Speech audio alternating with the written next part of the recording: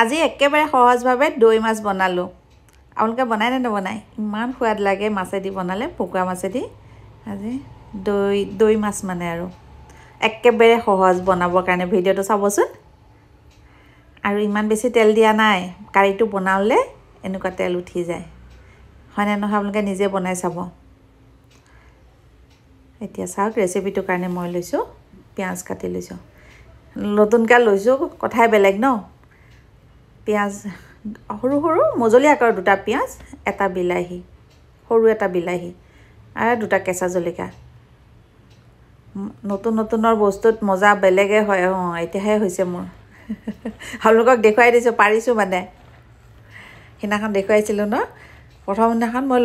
প্ৰথম সময়ত অকণমান সময় মই লগাব পাৰোঁ, কোনফালে পৰা লগাই। তাৰপিছতে কিন্তু বহুত ধুনীয়া দেই বস্তুটো, ক'ব পাৰি ভাল হয়। অলপ সময় এইদৰে মাৰি ল'লোঁ আৰু আমাৰ মাৰি চাওঁ ন, তাইকো লাগে। মাছখিনিত নিমখ হালধি সানি ল'লোঁ ভালকৈ। তাৰপিছতে আৰু কেৰাহীত তেল দি মাছখিনি ওলট পালটকৈ ভাজি ল'ম অলপ। আৰু এইখনেই আৰু কেৰাহী মোৰ।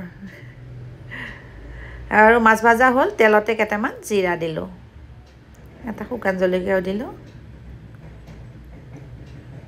দি পেলাই তেলখিনি ভালকৈ গৰম হোৱাত আৰু মই সেই মাছ ভাজা তেলখিনিয়ে লৈছোঁ। আৰু যে এইটোত খুন্দি লৈছিলোঁ পিঁয়াজ বিলাহীখিনি, জলকীয়াখিনি। এতিয়া অলপ ষ্টিমটো কমাই অলপ সময় মই ভাজি ল'ম। এটা বাটিত সৰু কাপেদি একাপ দৈ, এয়া কিমান মানুহ সেই হিচাপে ল'ব। একাপ সৰু কাপেদি লৈছোঁ, 1.5 কাপমান পানী লৈছোঁ।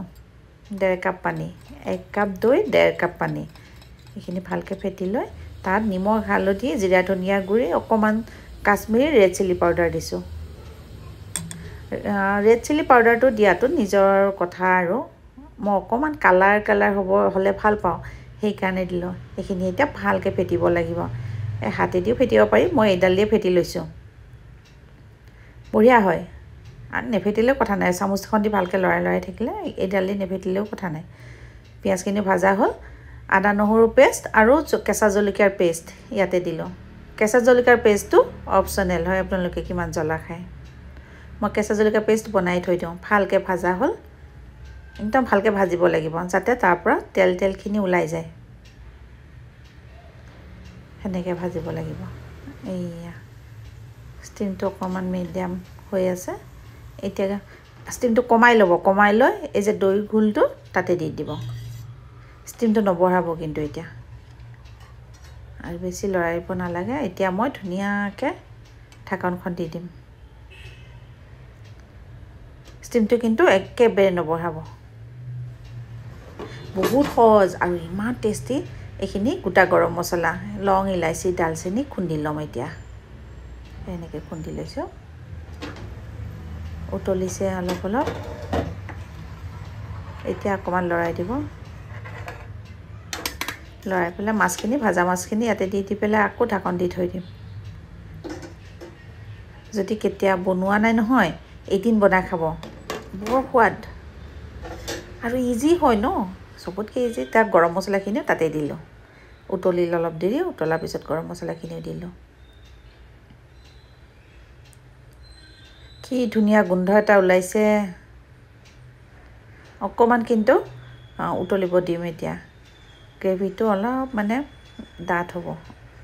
অকণমান চেনি দি দিছোঁ, দৈ দি বনাইছোঁ যে, তাৰ মানে টেষ্টটো বেলেঞ্চ হ'বৰ কাৰণে অকণমান চেনি, বহুত অকণমান, আধা চামুচতকৈ আধা, সিমান। এতিয়া আৰু সময় উতলিব দিলে আৰু হৈয়ে যাব, অলপ ডাঠ হ'ব। কেঁচা জলকীয়া এটাও কাটি দিলোঁ ওপৰত। কেঁচা জলকীয়াৰ গোন্ধটো বৰ ধুনীয়া লাগে। হৈয়ে গৈছে চা, ডাঠ হৈ গৈছে। আৰু বঢ়িয়াকৈ গৰম ভাতৰ লগত মজা লাগে নহয়। এয়া মোৰ হৈ গ'ল। Gas of. কেনেকুৱা পালে ৰেচিপিটো জনাব। আজিলৈ বাই বাই।